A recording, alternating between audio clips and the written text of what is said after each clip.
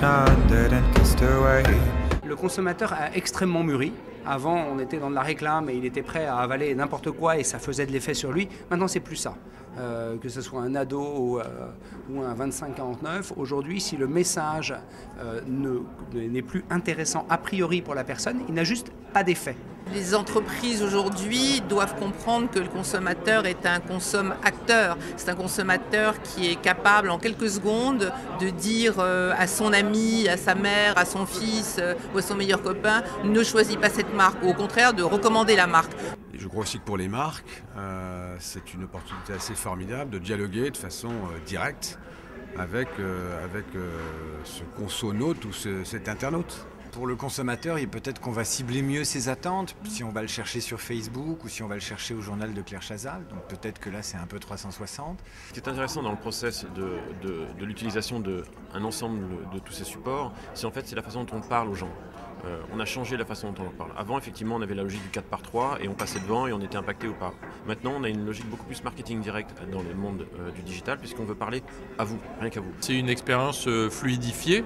Dans sa phase de prospection, et en général cette phase de prospection elle se fait à 85% online, dans son interaction au niveau d'un point de vente avec un vendeur et dans toute la phase d'après-vente, il faut que l'ensemble des éléments du mix, on en revient aux fondamentaux du marketing et du commerce, l'ensemble des éléments du mix soient alignés. Il se trouve que l'environnement informatique ayant tellement évolué, le haut débit, la mobilité, le touch, les télé 3D, on peut maintenant mettre à disposition d'une audience beaucoup plus large, jusqu'au grand public, l'accès à ces produits virtuels.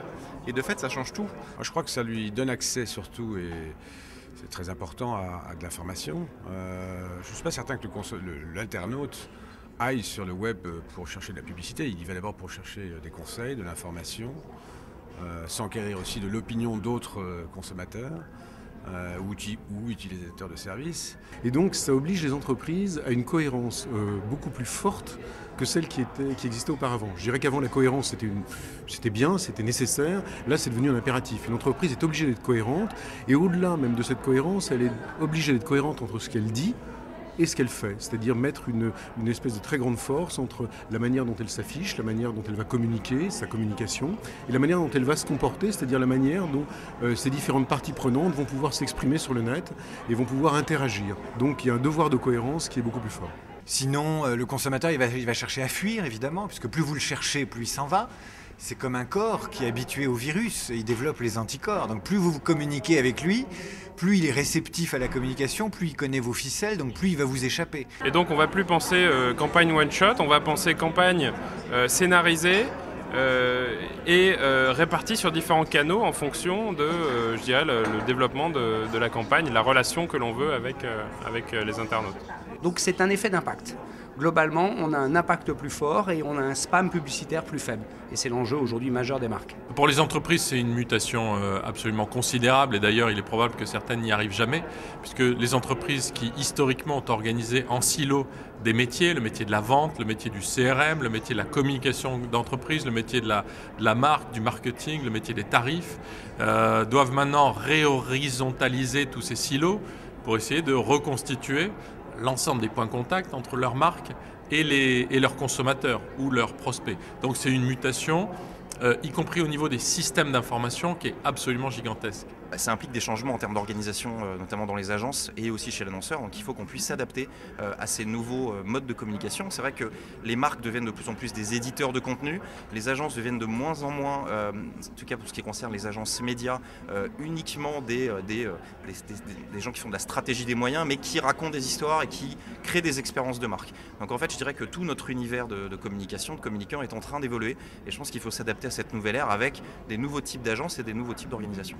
Ça, c'est le principal changement, et puis une complexification vraiment de nos stratégies de communication qui sont plus en plus dures, j'allais dire, à mettre en place. Sur l'axe mobile, c'est notamment l'intégration et le développement d'une fashion app qui permet de créer ses propres profils et les partager, ses propres goûts et styles, et les partager avec ses amis et sa communauté. Et donc c'est quelque chose qui rend eBay beaucoup plus actif dans la façon de positionner le site, et plus uniquement un système ouvert, ce qu'il est toujours, mais également un incitateur de tendance et un incitateur à utiliser le site via des réseaux sociaux.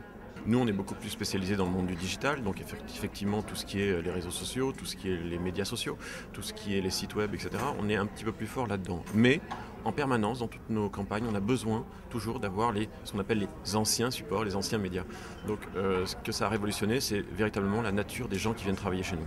Très bon cru, je dirais, d'une certaine manière, donc des intervenants très intéressants. On a trouvé les débats très intéressants, enrichissants. Puis moi j'ai suivi le forum première édition, j'ai vu vraiment une progression éblouissante entre les deux éditions, c'est vraiment professionnalisé. On aime le forum. Why do you